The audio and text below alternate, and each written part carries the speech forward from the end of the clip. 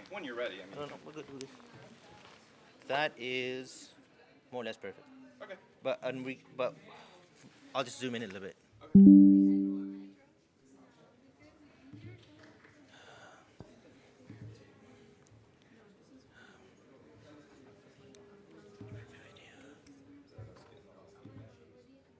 Testing.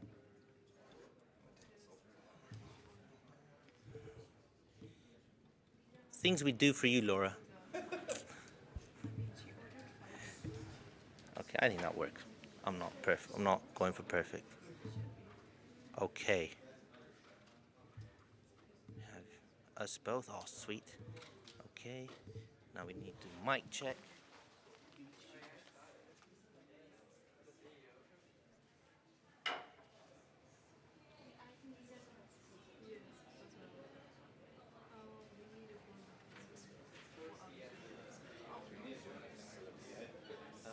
Pardon me? Do we need to do anything for the PA? This one. No.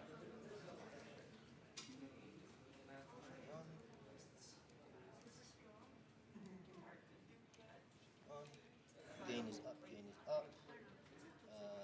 I haven't played any of them before. Yep, we got it. Got that going.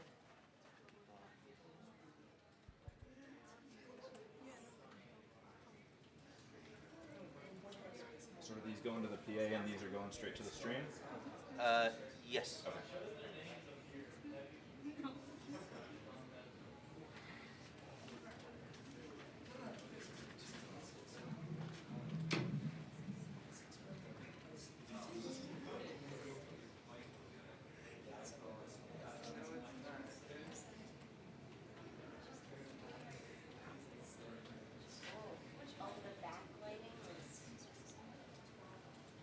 Is it bad? Is it good?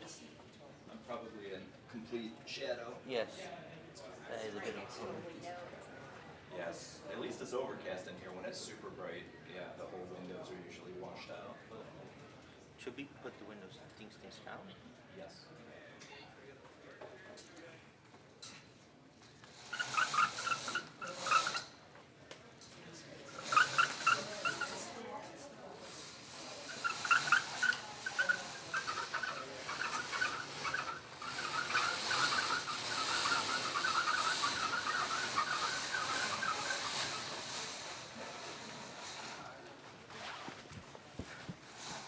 Okay, for people on YouTube, can you hear me? And I'm gonna put it on my phone so that I know that I can see you. Da-da-da-da-da. Okay, if you're watching on YouTube, could you send a chat message? Oh, it's working actually.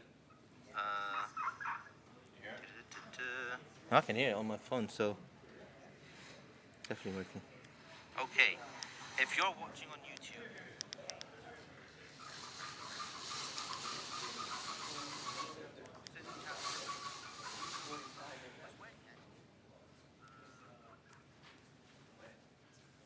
huh? Can you move that stand over there, please? Thank you very much. Okay. Good. Oh yeah, thank you. Oh, Good idea. all right. Hello, testing. Testing 1, 2, 3. People at the back, can you hear me? Great. All right. Thank you very much. You guys can hear us. All right. Hello. Can everybody hear me as well? Hello. Can you speak into the mic, sir? Into that mic? Hello, testing. And again? Microphone check. Right. Yes, it's working. Okay. It's a bit delayed. Yeah. Okay, cool. That's working, so you guys can see us beyond the mics. أعوذ بالله من الشيطان الرجيم بسم الله الرحمن الرحيم والصلاة والسلام على رسول الكريم وعلى آله وصحبه أجمعين. Welcome everyone to the Muslim Student Association's little event. It's called New Age Jobs. Medical student speaks to the art professor. Can I ask you ladies, because I don't want to break my neck, to kind of come over here somewhere so I can see you and it'd be easier to kind of have that conversation. In the meantime, I'm supposed to get your thing out. Okay.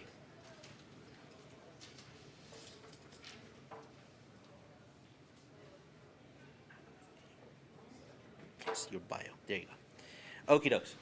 So, welcome. My name is Hassan Ali Khan. I am a member of the Muslim Student Association. And I have a few academic experiences in my life. And as part of the MSA, I've been having lots of conversations with students like yourselves about how to form academic goals. Part of those conversations has also led me to speak to my professor, Erick Rohn here, and about the same things: how do you make goals, how do you come up with, how do you form your career? And especially at Oakton, we have such bright people with bright ideas, but not necessarily always having the direction or the ideas on how to go forward with those things. So this kind of event came through conversations between myself, Professor Rohn, and as well as conversations with you. Now, before we go into the details, some housekeeping rules. So this show is being streamed live on YouTube. So you can see it's a bit of a delay. It's always, technology hasn't caught up yet, at least not mine. Other housekeeping rules. I know you're students here, but if you need to go to the bathroom, don't need to ask. Just go. There's bathrooms at the back. Fire alarms go off. Exits. Megan will tell you what to do, right? At the back. Or someone. But do the right, smart thing. We'll leave. Okay. I was hoping someone from the Wellness Center will come and give a little message before we start, but they're not here. It's okay. Hopefully they'll turn up at some point. But if they don't, we have a Wellness Center. They provide free services to us. Everything under the sun, some basic medical care, but especially now that finals is coming close, where deadlines are coming, they also have an amazing counseling service. Personally, I have used their service. I'm going to take this off. I don't know why this on. And they've been really, really good for me. And I highly recommend people to go to seek counseling if you need. And that doesn't necessarily mean you're life's about to fall apart. It could just mean I need some answers to certain questions. I'm going through certain experiences. How do we address those? So have a conversation if you're not having those conversations or finding it difficult to have conversations with certain people, at least in your immediate sense. So the Wellness Center is there for you. Okay, now to the show. This is an MSA event. We have a tradition as the Muslim Student Association to start off with some verses of our holy book, the Holy Quran. I have chose a nice little chapter. It's got a few verses. In our modern day age, we call it the chapter of productivity, but the name of it is the chapter of time, or Surah Al-Asr. And it goes a bit like this in Arabic. أعوذ بالله من الشيطان الرجيم بسم الله الرحمن الرحيم والعصر إن الإنسان لفي خسر إلا الذين آمنوا وعملوا الصالحات وتواصوا بالحق وتواصوا بالصبر. In the name of God, the most gracious, the most merciful, by the time in its entirety, man is at loss, complete loss, except for those who have faith, who do good deeds, and come together to establish truth, and come together to establish patience. As Muslims, we find this very inspiring as a chapter on productivity, because we're speaking about time, we're speaking about doing efforts and leading towards defining what success is. And it's not just an individual process, but it's also a collective process where we come together, meeting the right people and doing the right things and achieving what is true for us and true for our community in general. On that note about success, this is your event to kind of ask those questions that we're going to dig a bit deep with Professor Rohn here about what success is. An introduction to myself and why I'm probably speaking here. So I'm an international Indian student here at Oakton College. I have a master's in health communication from Northwestern. I have 2 bachelor's degrees from the UK, one in physiology, one in medical sciences. And I'm also about to complete my medical school to become an MD. And I'm now here at Oakton. I'm studying my substance use counseling. Don't ask why. Life has just been topsy-turvy, and many, many obstacles in between has led me here. But clearly I'm in the STEM field. but I have an artistic, creative thing in me, which I never got to explore until I got to here, and I got to meet this wonderful gentleman here to my right. And this is Professor Erick Rohn, if you don't know him. I know many of you are either his students or you have met him in some capacity. But I'm going to give a list of things as his bio, right? And I think that's quite important for you guys at Oakton to know what kind of resources are available to you and what kind of people are there to help you. So Professor Rohn, Erick Rohn, born and raised in Indiana, sir? Where were you born, sir? Ohio. Ohio, my bad. In Ohio. He has education. He has a BFA, and he's going to explain what a BFA is, in time-based media studies from Columbus College of Art and Design in Columbus, Ohio. He has an MFA in computer animation from the College of Imaging, Arts and Sciences, School of Film and Animation, Rochester Institute of Technology, Rochester, New York. As a career title, he is a freelance motion designer and a 3D rendering artist for 15 years. And at Oakton, he has a long list of things that he does. First of all, he's a coordinator of the graphics design. He's an associate professor of design. He's a co-chair, curriculum committee, and career and technical education liaison. He's the co-chair CTE. I assume that's curriculum, sir? That's the career and technical education. There you go. Yeah. Career and technical education team of Oakton's program for assessment and learning, which is OPAL.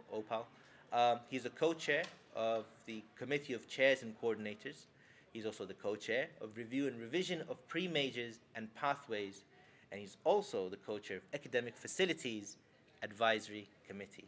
So he's a bit of a big deal. So folks, I am very, very honored to have this conversation with you, Professor Rohn. Just to give you some kind of structure for the next hour or so where we're going to go, we're going to first ask Professor Rohn about his educational path as someone who is in the arts, what led him to be where he is. And then we're going to speak about how that has changed, especially, and what does his field in particular look like in the days, in our modern day right now, especially now that we have artificial intelligence, chat GPT, everything is digital and all of that jazz. We're going to understand a bit more of that. And then once we kind of fleshed out some of those things, I think we're going to go into some of those nitty, mushy stuff about what does it mean to be successful, what are the emotions, what are the kind of perspective, the attitudes required to get to where you want to be. In the meantime, this is going to be an organic conversation between me and him. The last 10 to 15 minutes will be your chance to kind of ask your questions. And that includes people on YouTube. You can send in your questions. I'm going to give Wafa or Hira, one of you, to go on YouTube and just check the chat box, please, because I am bad at multitasking. You know, traditional guy, I guess. Anywho, without further ado, Professor Rohn, welcome to our session. Thank you. I know this is also your teaching time, and I know your students are here, and I'm really grateful. So, sir, tell us about your journey through the arts and why you chose what you did, and what were the decision-making processes in your early years as you went through your education experience? Sure. So first of all, thank you for inviting me to this conversation. If you've never had me in class before, occasionally we get into some deep conversations about life and success and journeys and everything that students are questioning and figuring out as they go through college. And in many ways, I'm still figuring out as I continue through life. So I appreciate the opportunity to talk to you again and the students that are here. So my creative journey really started pretty early on, and I'm very fortunate enough to have known what I wanted to do from a pretty early age, which I know is not always typical. And yet the journey that got me to where I am now is not something that I ever could have predicted. So it is kind of a mix of having really creative and supporting parents that had some higher education, but by no means were bachelor's or master's degrees, didn't really know how to navigate college, didn't really know how to pay for college, and so they were just extremely encouraging and supportive and said, this is what you're going to need. We don't care what you do, but do it well, put 100% into it. And so I was really into art, into drawing. I was never great from a formal standard of like photorealistic rendering or anything, but I was just really into creativity and problem solving. And my mom painted ceramics, and so I always saw her painting and doing watercolor. My dad is an auto mechanic, so he's got this engineering mindset. He's always tinkering and breaking stuff apart and putting it back together. And so between these two kind of like creative and problem solving and mechanical skills, I really kind of saw both of those in me. And from an early age, probably 13, 14, I saw a show on the Discovery Channel on TV that was called Movie Magic. And it was sort of a behind the scenes of Hollywood, how special effects were made. And at this time, this was like the mid-90s, they were talking about, you know, things like Star Wars and the miniature models, and they would build like scale models of an entire city and fly a camera over it to look like a helicopter shot, which nowadays is like $150 to buy a drone, and you can do it with a drone. Back then, they would recreate entire city blocks in miniature and fly a camera over it. And so those things fascinated me. And between those special effects and model making and latex special effects makeup, I was like enthralled with this area. It's like feature filmmaking, Hollywood special effects, and all of this. And then as I was going into high school, getting closer to graduation, looking at college options, Toy Story came out as the first fully computer animated film. The Matrix came out with its like completely groundbreaking CGI and visual effects, and it was kind of clear that maybe latex masks and miniature models weren't the way that the industry was going at that time. And to be clear, that stuff still exists. There are still people out there doing that work at the highest level in TV and film. But for me, I was much more intrigued by the computer software, by computer-generated imagery, by 3D animation, special effects, digital effects. And so I went to Columbus College of Art and Design. I grew up in Northern Ohio, and this was, you know, an hour and a half, 2 hours away from my home, so it was close, close enough. I could get, you know, some independence, move out from my parents' home, but still be close enough to come back home and visit. And so did their Bachelor's of Fine Arts degree, which is a studio-based Bachelor's of Art, where you have additional studio time. So you could get like a BA and study more of the theory of art, but a BFA tends to be more studio practice, and so you're getting more hands-on applicable practice on top of the theory. And so time-based media studies is sort of a interesting term, but it at this time meant any time-based media, so anything that was in motion, anything that had a timeline, so it could be interactive websites, because you click and it goes somewhere else, animation, it could be, at the time, CD and DVD authoring, so if you put a DVD, if any of you know what a DVD is these days, you get a menu, and you got to go through your remote and pick your menu item, and then that takes you to the movie or the bonus features or whatever. This was like innovative stuff at the time when I was going into college, and it barely exists anymore. But that also included 3D animation, motion graphics, special effects, and that's where I really got interested in this stuff. And so BFA from Columbus, Ohio, CCAD, and then towards the end of that, similar to high school, started talking to my friends, what's next, what do you do, where do you go from here? And I was fortunate enough to have some really great mentors. I worked in the college bookstore, so the art supply store, we called it, because we had more art supplies than books, really. But I worked there and talked to some of the upperclassmen, and they were like, well, you know, if you get an MFA, you can teach. And I was like, well, yeah, that's actually what I want to do. And so I was like, okay, well, if I get my BFA, I still didn't feel like I knew enough to get a job, even though hindsight, maybe I could have. But I was like, yeah, let's just do this MFA thing. I want to teach eventually anyway. And so found some really great options. Rochester Institute of Technology has a great program in film and animation.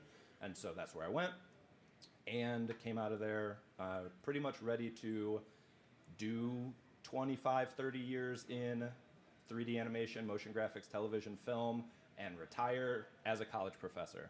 And then, fortunate enough for me, kind of fast-tracked that, did some freelance work, moved to Chicago, got some jobs in higher education, and I'm here now as a professor 20 years ahead of schedule.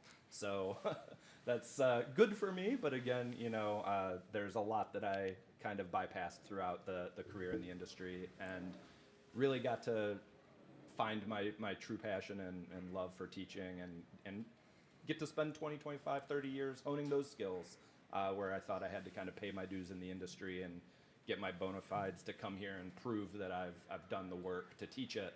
And at this point, I've done enough work to teach it, and I'm getting to teach it for longer. So that's kind of the educational background. We can Right. take it anywhere from there. Right, and that's there's so much in there. One part of that is to recognize you're good at something, which is I think a great step, because sometimes that even starting there, it's like, I don't know what I'm good at. Yeah. I don't know what I can produce or provide to the world, as it were. There, having spoken to other students as well, sometimes there's this idea of being lost in that sense. So there's a question there, and probably we can get into that. How do you recognize inspiration, and how do you recognize those qualities in you and that ability to say that, and I want to do that?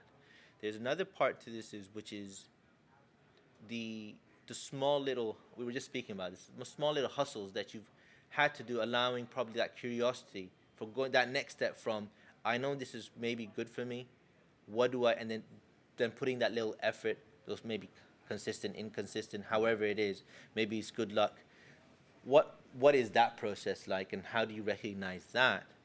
And then making those big decisions. Yeah, the BFA. And then with that is the finances involved, and then going and taking that further. Let's do the last question first, because I think for the very practical question. So clearly, even though we're speaking about art here, you took a very traditional career path, which is now in our days becoming is being questioned quite a lot. Yeah. May you describe what that traditional path is? And Yeah. in terms of the practicality, the finances, the decisions, like how do you choose schools, and what was that process like? Yeah, sure. This is one area where probably align with a lot of you in this room. Again, I kind of mentioned, my mom went to community college. My dad had a certificate for automotive. And when I said I want to go to art school, they were like, that's fantastic.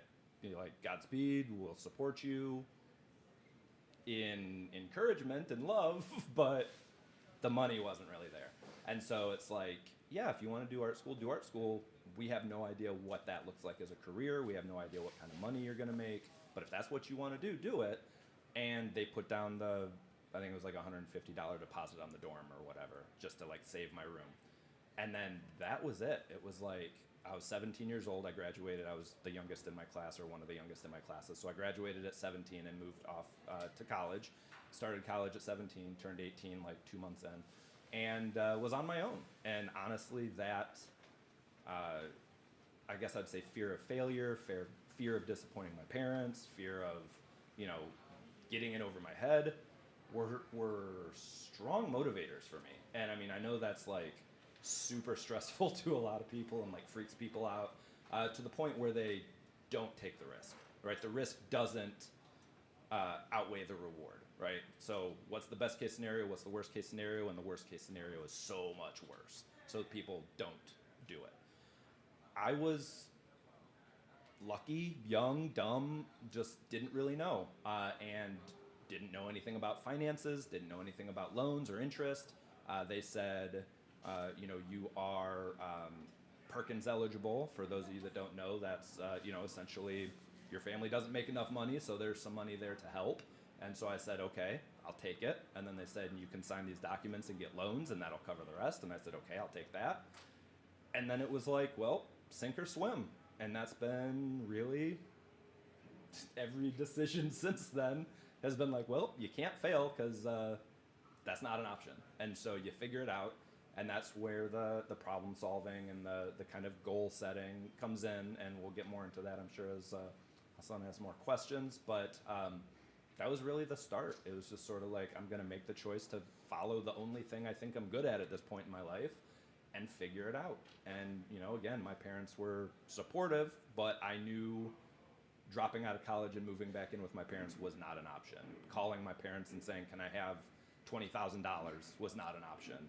And so the only option, the only way forward was through, or the only way through was forward, or whatever the phrase is. But yeah, that was it. That was That was it. As you're seeing, I'm kind of reflecting on my um, path.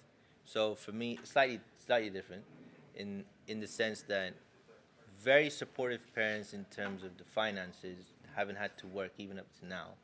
Um, but it was very much no arts. It's stay in the STEM. I'm from South Asia. That and it's quite a common way of thinking in at least from where I come from. Where so the whole idea was to become a doctor, but again, it's a very traditional path. I happen to be lucky in the sense the finances were there, so I don't have the debt. But very much like you, I can't fail. Yeah. Now that we've made this, as in I see the finances going, and like it's not a we don't have money tree. Yeah. Like I know there's a joke. As I was born and raised in Saudi Arabia. They say I've got a oil tank in my backyard. Oh, yeah, So, sure. yeah, no, it's not like that. But the you could not fail. But I think at the same time, like you said, dumb enough to be curious and to just go and not think about these things and just take it as it comes and take some of those risks. Some of those risks has meant that my linear journey has not been linear anymore. Right. But I'm very grateful for that. Yeah. So you're now going through college. You now are obviously growing. You're realizing the decisions that you made, the consequences, the financial consequences that come with that. You're still curious enough to take it where you were. You could have gone down the corporate route, sir. Yeah. Right? And like with your, correct me if I'm wrong, with your background, you could be in Hollywood right now. Oh, Doing yeah, sure. very easy. Yeah. And working for Pixar and whatnot, and doing all those amazing things. Something led you to here. What were the decisions involved? What were the practical things involved that you were looking at? And how did the passion of teaching outweigh what social media will tell you? Go for the money, Yeah. right? Yeah. All that. So, before I answer that question, I do just want to clarify one thing. Both Hassan and I said, we could not fail. That doesn't mean we haven't failed many times, Yeah. and we can get into that as well. But it's how to take those failures in stride and keep the overall goal in mind, and to continue striving for the end goal, and not let those little failures and obstacles along the way knock you off that track. And so there's some perseverance there and some grit, and that's a conversation we've had recently in class about that, and how to handle those small roadblocks along the way, or sometimes large roadblocks along the way, and continue persevering. But to get back to your question, I think for me, the corporate world was never attractive. And that seems weird, but I learned pretty early on that this is a job, right? I went to school, and because I went to school for animation, time-based media was all types of animation, but I went to school with a lot of kids who came out of high school with hundreds of sketches and went to the zoo to draw animals for fun, and their goal from the time I figured out I wanted to do this for a living was to work at Disney, or then, to work at Pixar. And for me, it's like, okay, like, I like animation fine, but I'm not like the biggest Disney or Pixar fan where I have to like watch every movie and I have to own every movie, and I had other interests, I guess. So it wasn't that focused on just one thing, or like I just want to work for this one company. And then as I got closer, to graduating college, and some of my friends a year or two ahead of me got into the industry, we would hear rumors like, oh, did you hear, so-and-so, they're making $60,000 a year, and we were all like, whoa, $60,000, and at that time that was a good living, in Ohio at least, and that's what my motion graphics instructor told me, and he said, he was an adjunct professor and ran his own motion graphics commercial studio in Columbus, Ohio, and he said, look, you can move to LA, you can move to San Francisco, they've got big industries out there, and you could be making $75,000, $100,000, or you could be making $60,000 in Ohio and you're making more money in Ohio. And so it's just like, okay, so wait, you're telling me that all of these people that go work for Disney, Pixar, big studios in Hollywood, Universal, MGM, whatever, they're still not making, like, they're not rich and famous? And it's like, no, those are contract jobs, so there's no stability. I'm a tenure professor here. There's no tenure anywhere else, right? you're going to get an 18-month contract, and they'll check in 6 months, 12 months. Maybe they'll renew you, maybe they won't. And then you are essentially like a lifelong freelancer. You're an independent consultant. And there are people who have made careers out of that, and there are different structures and different ways that people turn that into a more steady, sustainable job where they're not uprooting their family and moving every couple years. But for me, that was never attractive. I never wanted that. I'm a Midwest kid, born and raised in Ohio. My dad's from Michigan. It was just not an interest to me. And so when I had an opportunity to move to Chicago, two of my best friends from high school from Ohio moved to Chicago completely coincidentally. We didn't coordinate anything. It was just like, hey, I'm moving to Chicago. Cool, I've been here for 6 months. I've been here for a year. We should hang out. And it was like, oh, wow, Chicago seems to be where all the Ohio kids move. So that worked out. And then finding what the careers in Chicago looked like, where you could have a little bit more stability. Maybe you were doing corporate work, maybe it was freelance. Chicago has a ton of advertising and marketing in Chicago, lots of big companies to work for. So it was like, why wouldn't I want to work here? Like, Chicago's better than LA or New York in my opinion, and it's closer to where I grew up. It's more of a Midwestern feel, and it was everything that I wanted. So it's like, yeah, I mean, if you're not kind of romanticizing Hollywood, there's nothing in it, right? There was nothing in it for me. So yeah, my kids are always like wild when we had some friends over last summer, and he worked for Blue Sky Entertainment that was just recently bought out by Fox and closed down or whatever, and he's working for Riot Games now. But talking to my kids, and I'm like, oh yeah, this guy, he worked on the Minions movie, and he worked on this movie, and he worked on that movie, and my kids are just like, he's famous. I'm like, no, like, he's one name in 100 in the credits that nobody sits through to read. And it's like, he's famous to me because he's a fantastic friend and an awesome artist and technical artist. And my kids, it impresses my kids. But beyond that, it's like, yeah, I mean, a lot of the people that I went to college with are working in films, and you probably wouldn't know any of them because they're not the actors, right? They're not the voice actors that get the credit, the actors in live action that get the credit. They're behind the scenes animators, technical artists, rigging, lighting, rendering, all that stuff. And so, they're maybe famous to the small niche group of people who are aspiring for those jobs. Right. But, yeah, but they're just everyday people doing a job, and it's a job just like any other. And I like my job better.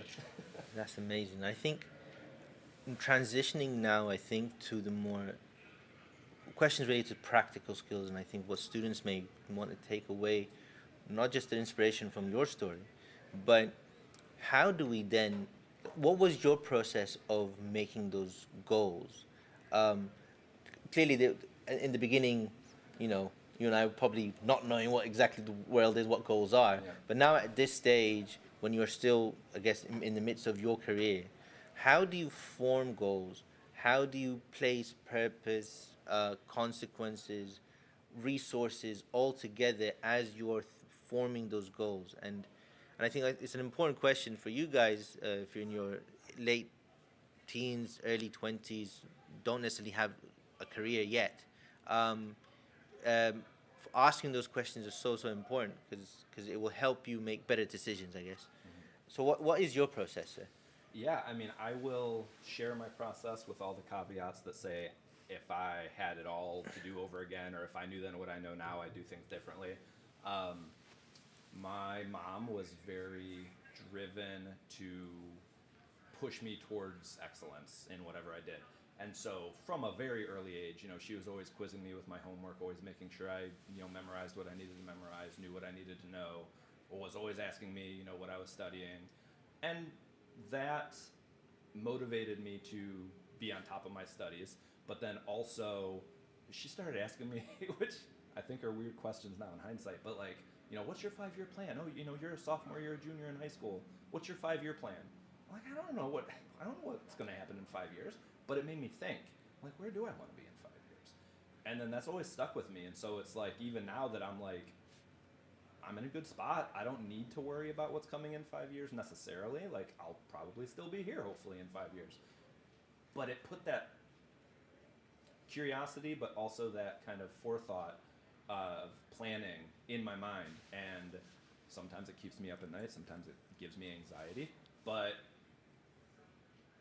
my 5-year plan is basically, to build on what we already talked about.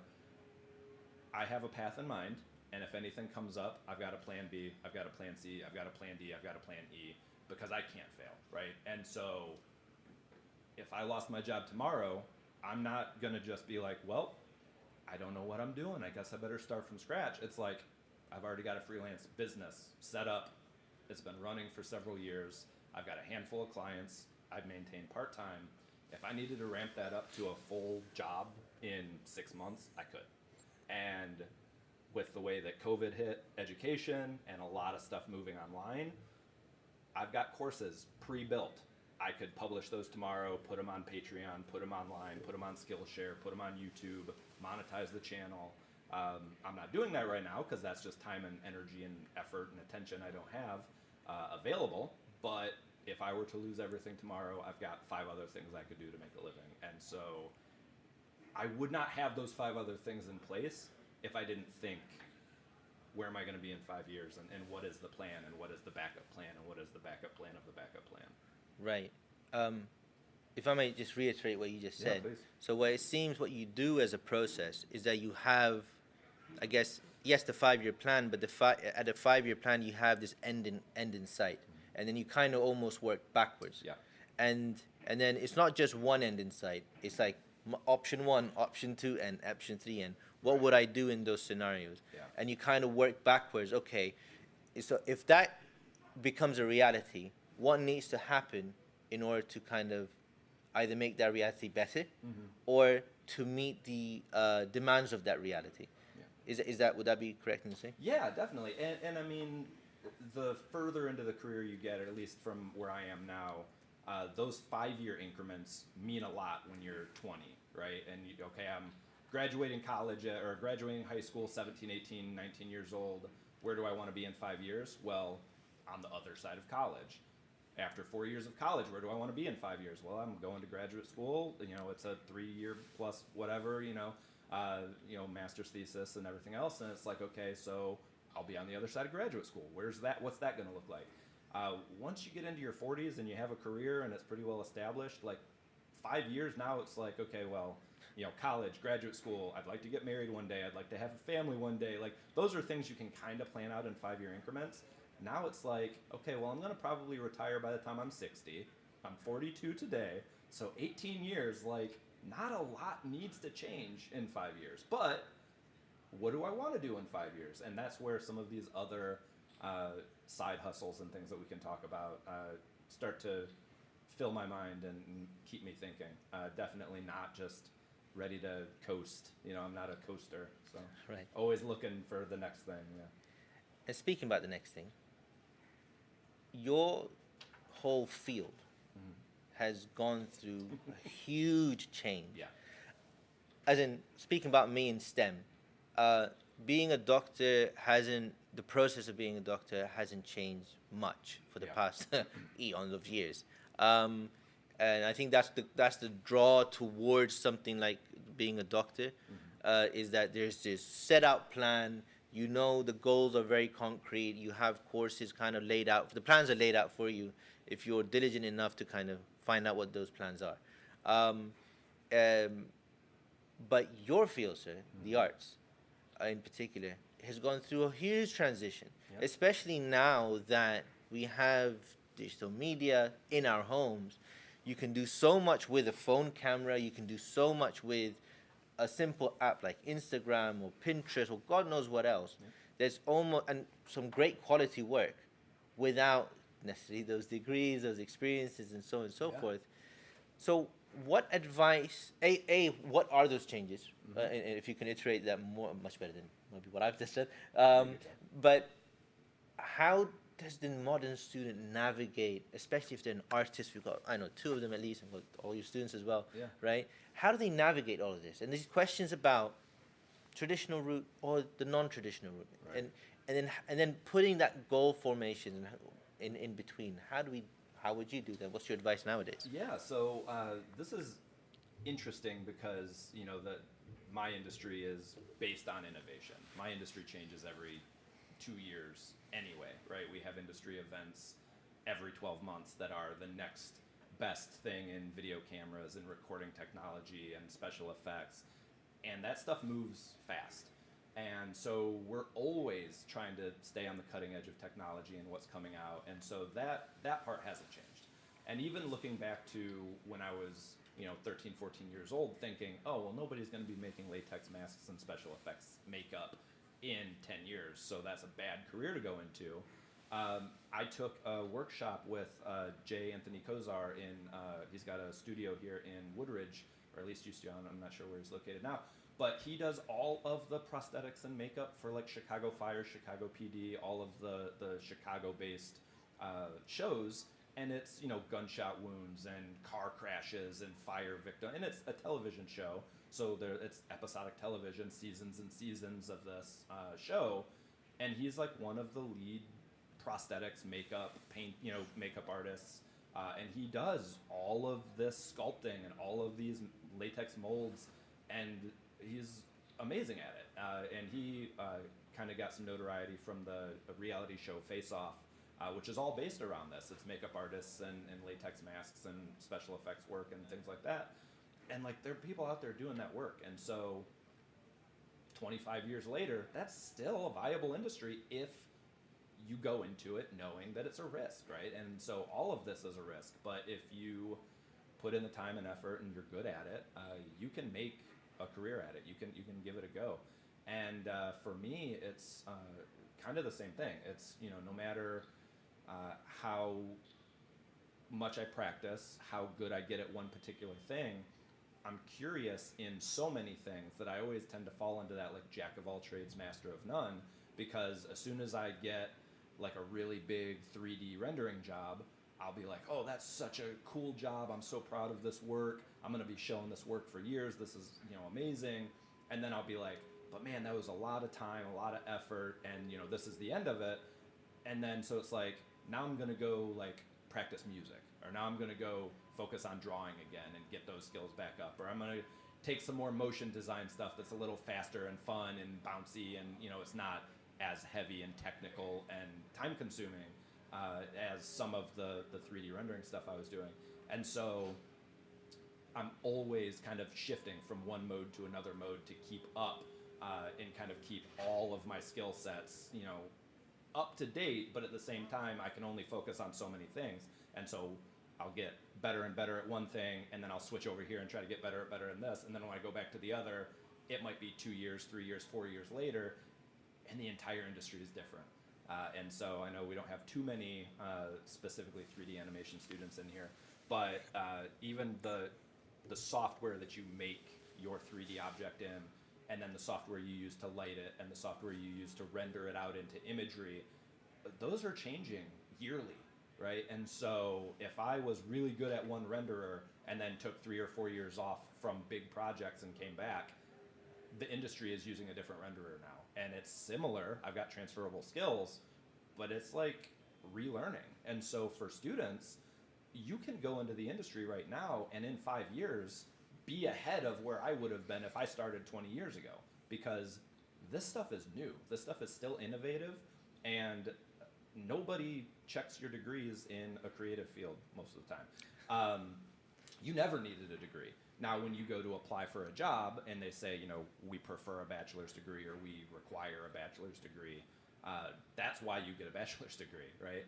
But if you are 16 years old and you've been using Blender, which is an open source 3D program, for 5 years, and you've got a fantastic skill set, you could come right out of high school with a job. If you're good enough that people see your work and say, hey, we want that person, let's reach out, let's get them hired, you could be recruited straight out of high school, right?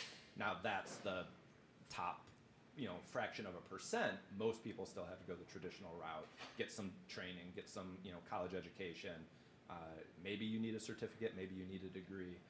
But I will say, from my experience coming to Chicago with a master's degree in hand and 4 years of a small local kind of boutique animation studio experience under my belt, I'm like, hey, I got a master's degree and 5 years experience. I should be coming into mid-level, senior-level jobs.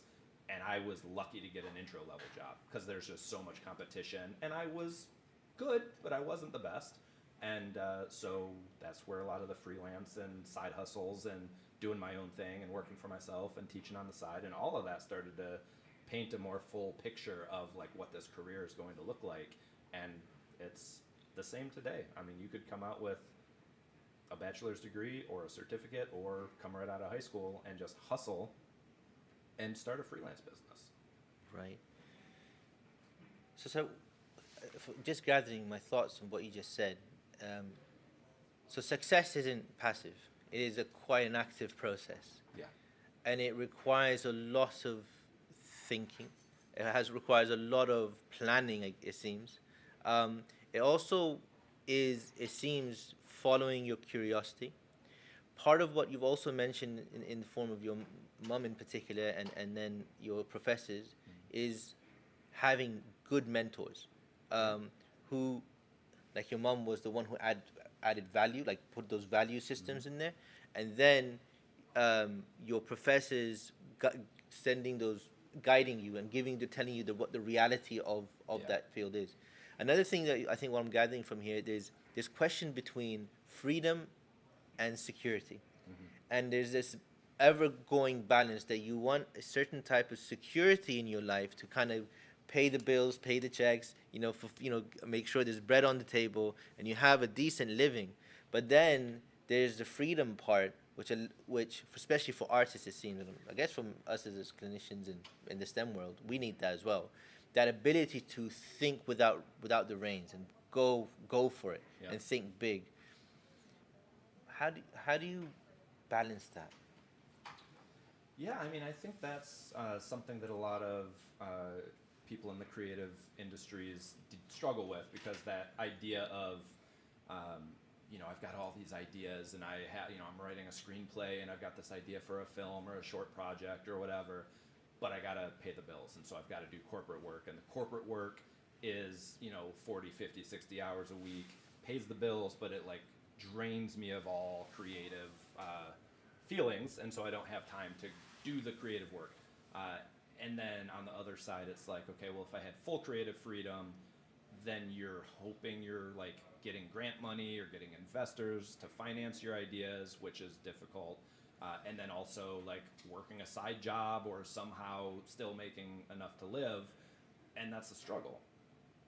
But the conservative route isn't free of risk either. And so I think that's the mistake that a lot of people make, especially, whether you decide to go into the arts or whether you're told or, mentored away from the arts, is the fear of like, oh, this starving artist stereotype, and oh, there's no money, there's no jobs. And yet the people that I know that took the safe route and went into business or finance or sales or marketing, yeah, they might be making good money and they might have a steady job, but I know a lot of them that then all of a sudden you talk to them and it's like, oh yeah, well that company went under, or I got laid off and I had to find something else, and then, whatever, or it was just an awful environment, I hated the work, but it paid the bill. And it's, this constant trade-off of like, well yeah, it's stable, I'm content enough, but I also don't love my job, don't love what's going on in my life. You're disposable in a lot of like industries. It's like, well, we'll just lay off half the company, and if we need more people, we'll hire them again in 6 months. And so that like thought that any job is like free of risk, and that you need to take the safe route against your curiosities or against your creativities or against your passions. Now, the whole like follow your passion, that too can get you into some trouble. So, again, it's just sort of one of those things that there's risk in every decision. And so that's where the like flexibility comes in, because you can have a plan, and I think having some plan has helped.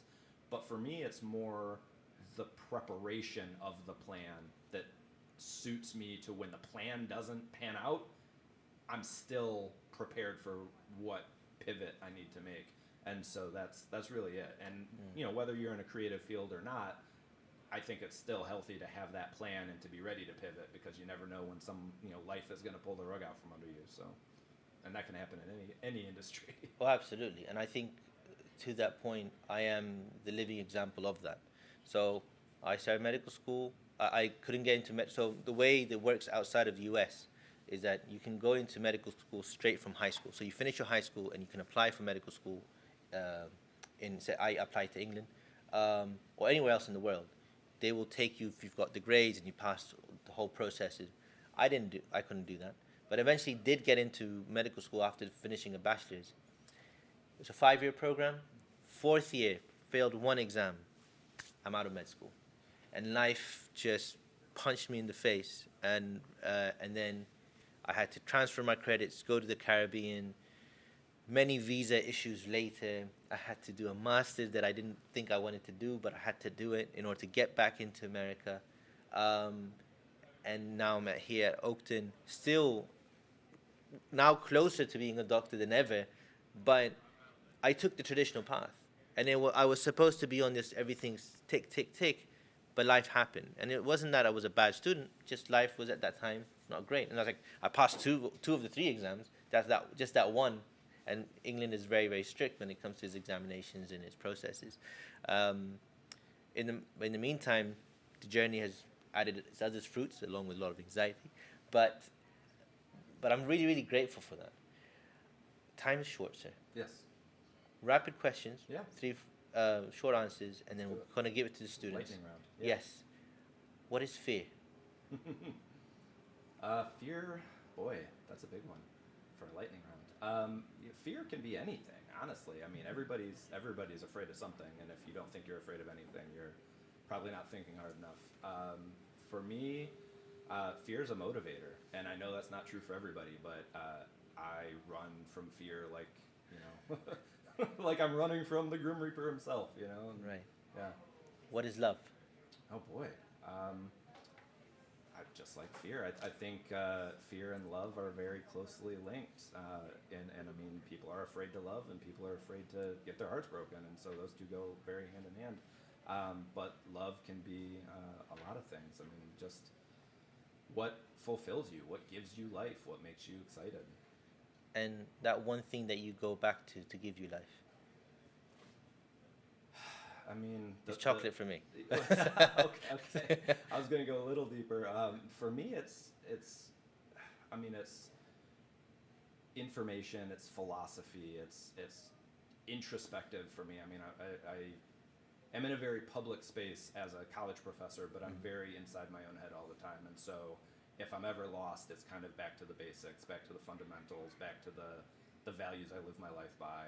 And, sometimes that's reading some good books or going to some great thinkers and just kind of regrounding myself. Brilliant. There's a lot there. I think you and I can probably speak. I have so many questions. Yeah. Anywho, but I feel like I talk too much. No. You asked for my life story, so I try to keep segments short. It is a brilliant life story in the sense that there's so much there, and I don't think we really could do justice but that taking that traditional route for someone who is, the arts are not supposed to be traditional, but or at least that's the perception to us STEM people is. But there is a way to do that, and then for you, the way you've been able to manage the security, the freedom, and then continue to inspire yourself to do what's necessary is such an important value, I think, for us, especially in the confusing times, I guess, as things are changing so rapidly. It's good to know that there are certain ways of processing these things which are almost universal, and you can always apply that to one's life. Yeah. I'm going to shut up a little bit. Folks, any questions from you? Yes, Laura. Come here. I'll give you this.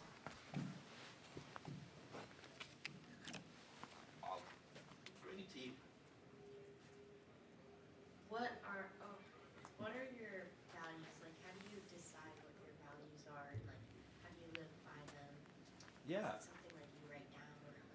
It's not, and it's so, honestly, like, it can be so simple. I'm always, and this is such a weird thing, but so my grandfather, my dad's dad, man of very few words, worked every day of his life. Just, he owned his own business, so that's kind of where some of the entrepreneurial stuff come from. But it didn't engage with young kids a lot. And so when I was there, it was just sort of like me watching the adults work. And he'd always just kind of tell me, like, the one thing he would say would be like, just do the right thing, right? And it's like, Spike Lee did a movie called Do the Right Thing, right? So I always think of, like, do the right thing. It's such a simple thing, but it's just sort of like, the golden rule, or like any of the million of, examples of that. But it's just like, treat people how you want to be treated, be respectful, just do the right thing, right? Just whatever you're presented with, just do it honestly, authentically, and, from a position of truth, and just try to be honest and treat people fairly. And so, super simple. It's not like a code of ethics or anything, but it's just like, at the basic, like, just treat people with respect. Absolutely. I think for being this an MSA event, we speak about values a lot, and I think to what Professor Rohn said, and in the verses that I just recited at the beginning, doing good deeds, doing good and doing the right thing is such a universal concept. Yeah. But there's another thing is, and I think maybe from your early mentors, is one thing is to say do good things, but then there's another to see your mentors do the right thing. Yeah. And I think that has always been an inspiration. Would that ring true for you as well? Yeah, definitely. And I mean, to see the people in my life who do, again, lead from a position of fairness, or lead from a position of trying to do good, and mentor people and teach people and bring people up, is inspiring. And, honestly, that's one of the biggest rewards to teaching is, I'm here to try to help students follow their dreams and get the education and learn what they need to learn. And then hopefully, in the future, they'll come back and tell me all of their success stories. And that's, why I do what I do. Any other questions? Yes, sir. Hi. Hello. So I also come from a STEM background, and I'm making like a left turn going to the creative field. So I guess my question is, how do you deal with like imposter syndrome in both of your fields? Yeah. That could be the whole topic. So, and I mean, I'm gonna let Hassan answer this as well, because I feel like I've got the most monumental amount of white privilege, and as a straight white guy in society, I never had a question. I mean, yes, I feel like there are people out there that are better than me. Yes, I know I'm not the greatest at anything ever. Like, I'm mediocre at most things. But I try, and, again, I try to do it honestly. So I just don't worry about it. But I've never been in a position where I've had to worry about it. And so it's like, I can walk into any room and feel like I belong there for the most part. Super socially awkward, so I try to avoid crowded rooms most of the time. But it wouldn't put me on edge where I'm like, I don't belong in this industry, or I don't belong in this job, or I don't belong, which I know a lot of my students struggle with all the time, because they don't feel like they belong in a lot of places. And so that's just my own privilege, that it's never as much as, and also I am my own worst critic. So I'm never going to satisfy myself, right? And so it's like, whatever you say that hurts my feelings, I've already thought 1,000 worse things about myself. So it's both, yeah, I can pass in society without questioning it, but I'm also beating myself up nonstop constantly. So. Right. I think another way to look at that question is imposter in whose eyes? I think, say, from South Asian background, as in for me doing this, I'm not supposed to do this. My parents don't know this. Like, if they know I'm doing this, I've got a flurry of slippers coming my way, right? There's a question about expectations. What is it others expect of you? What is it that you expect of yourself? There's always this idea that we want to please others, and then there's the battle between how do I then please also myself?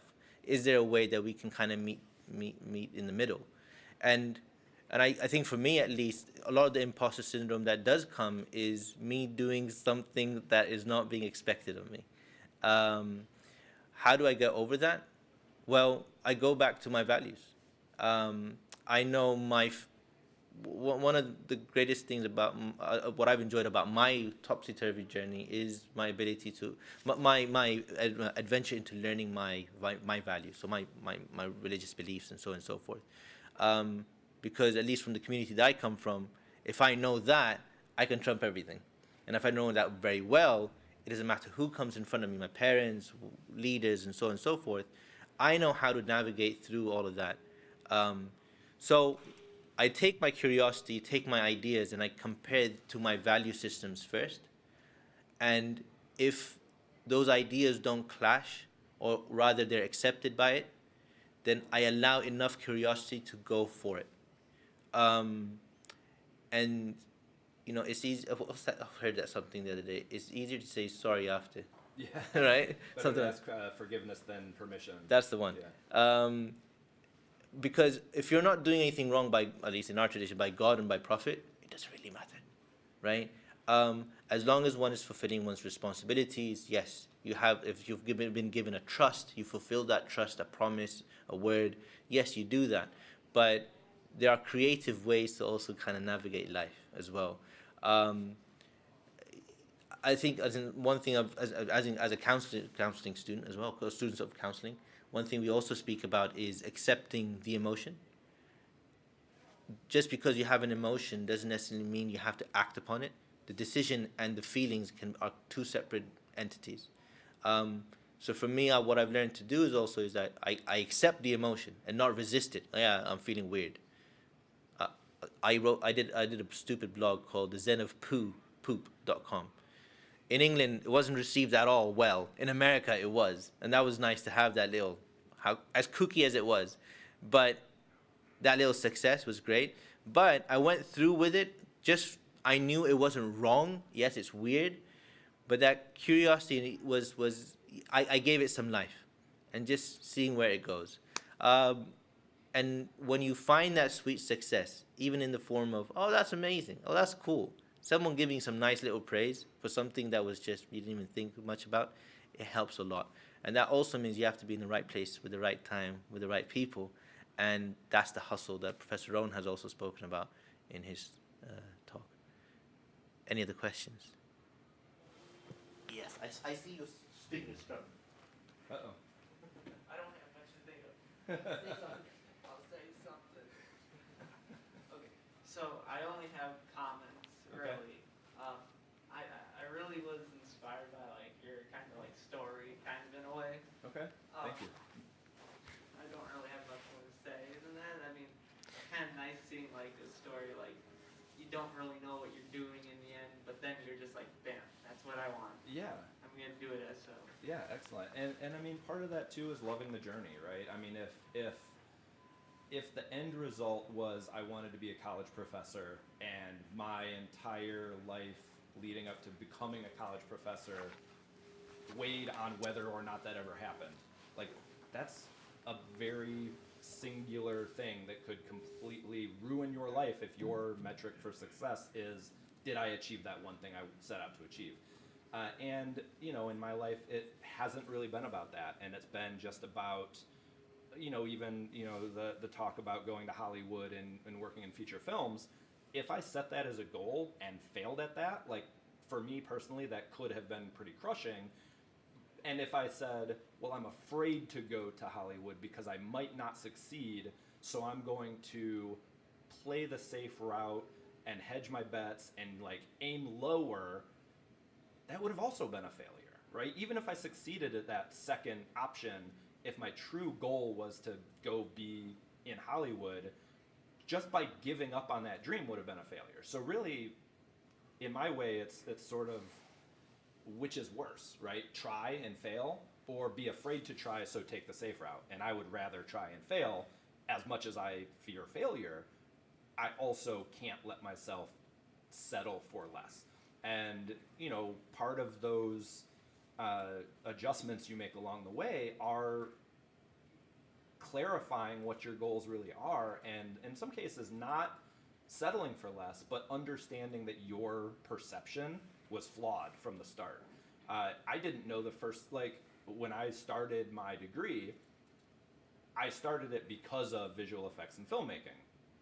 The majority of the work I've done is in trade shows and exhibitions, which I didn't know that was a job. I didn't know you could design and build things in trade shows and exhibitions, or content creation for the TVs that are in the exhibition halls at trade shows and exhibitions, or on the screen on the stage, you know, when you've got a keynote speaker and there's graphics on the screen behind them, 120 feet long.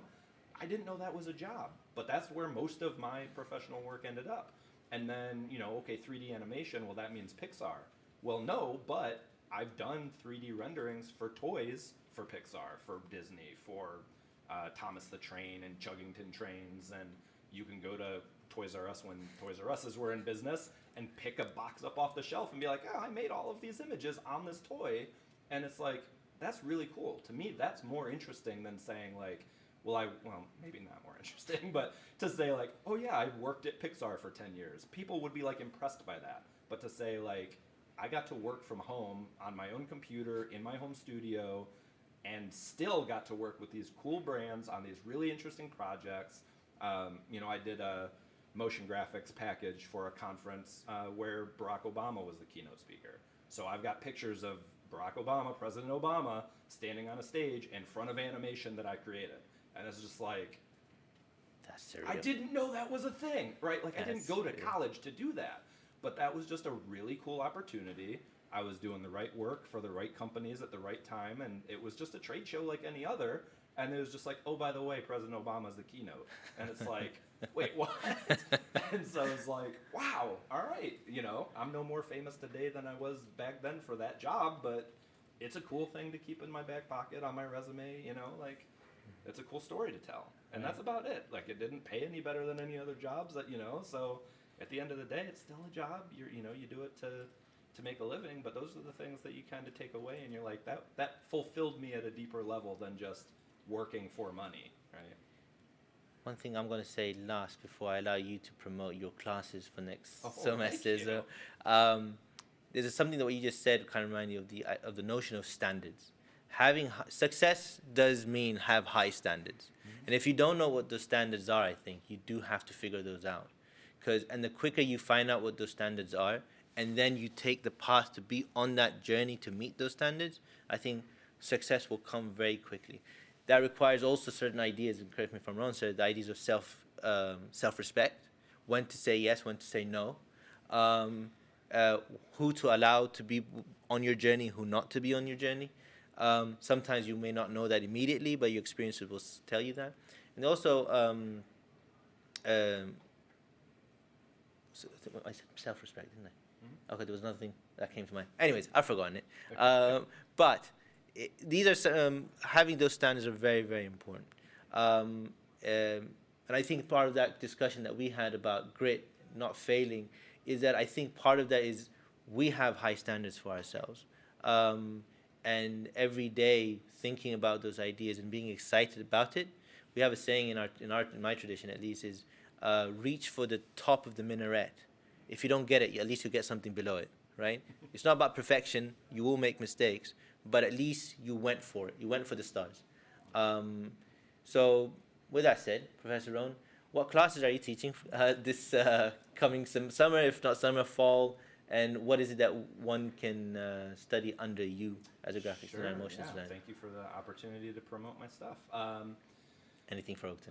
Yeah, sure. So I am the coordinator of the graphic design program here. So if you're interested in any graphic design, web design, animation, multimedia, digital content creation, photography, we've got courses and certificates and degrees in all of those, or certificates or degrees in all of those.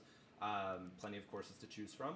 If you're looking for my courses specifically, I tend to teach mostly in the animation and multimedia and content creation disciplines. Just my background being motion design, 3D animation, video production, things like that. For fall, I'm teaching Intro to 3D Animation, Advanced 3D Animation, which needs to get added to the schedule. I'm going to build that course from scratch over the summer, so I've already got the proposal to do that. So that's going to be a new and improved version in the fall for Advanced 3D Animation. And then video production and digital content creation and streaming media. So if you're interested in streaming, podcasting, editing video, 3D animation, got a full course load. So check out the catalog and look for my name. ROHN is the last name. Very quick question about that. All your introductory courses, does one have to have some experience? Nope. You can be a dodo in it, Yep. not know how to use a mouse. Well, not really. But You got through it. I got through it. Yeah, so for all of the intro classes, which are all but the advanced 3D animation, there is no prerequisite. In some cases, we do recommend that you have like some Photoshop experience or some Adobe software experience. But honestly, even for the 3D animation, there's like one module that we really use it. And so if you come in without those skills, we'll get you up to speed enough to get through that module of the course. It's certainly not required prior to learning. And then the advanced 3D animation class does require that you take the intro to 3D animation class. That's just a direct level 1 and level 2. Everything else I teach from first principles, we pretend you have no idea what you even signed up for, and we define the course, set the objectives, and then spend the rest of the time making sure we fulfill those promises. That's great. I know we've got a couple of artists in the room who are traditional artists, and my advice has been learn the digital side to it as well. Yeah, absolutely. Skills and theory and kind of go hand in hand. Yeah, definitely. Professor Rohn, thank you very much for your time. Thank you for your class as well, for attending, and all of you attending as well.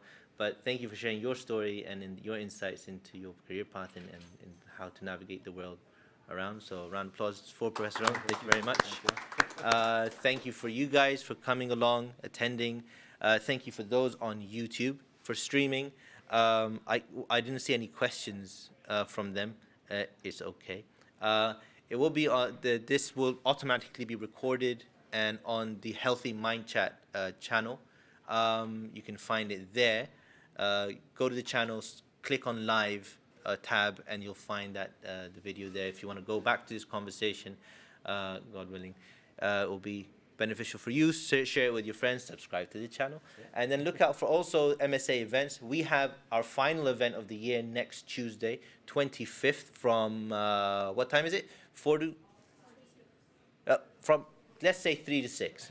Free food, wear your best clothes. It's our Eid al-Fitr event. So we've just finishing Ramadan today, and in a part of the celebration of ending Ramadan is Eid, and we're kind of bringing that to Oakton at student-friendly times for all of you to participate. Food, fun, some music from our end. It'll be here, and it'll be nicely decorated. So the two ladies over there are the decoration masters. Hopefully, God willing, it'll be a success, especially with your participation. A traditional way of ending an MSA event is to make a little prayer. We ask Allah subhanahu wa ta'ala, we ask God Almighty to grant us the best of what we heard and the ability to apply the best of what we heard in our lives, and elevate and honor our teachers who share those knowledge with us. We ask Allah to grant us the best in this world that we live in, and the ability to, and the best of the worlds in the hereafter. And we ask God the ability to follow the path of the greatest of saints, those who work through this life in the most beautiful way. Amen, ameen. Jazakallah khair. Thank you very much. Assalamu alaikum. Peace be upon you all. Goodbye. Thanks, everybody. And that's also on YouTube. Bye-bye. All right.